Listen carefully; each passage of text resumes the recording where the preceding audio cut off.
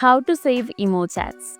Have you ever chatted with someone new on the emo but realized you have never actually set their number? Let's fix that right now. First things first, let's open the emo app. And once you're inside it, simply tap on the contacts icon at the top. It's right over here. Tap on it.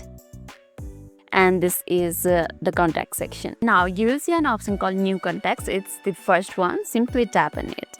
Now simply enter your friend's phone number right over here, like this, and tap on add. But what if you have already chatting with a person? It's even easier. I don't have such person here over here, but I'll explaining you the process. So if you are already chatting with a person, just go into your chat with them, tap on their name or the number right at the top of the screen. This opens their profile. You will see an option that says add to the contacts. Tap on it and confirm the name and you are all set. And just like that, your contact is safe. No more scrolling through the unsaved numbers.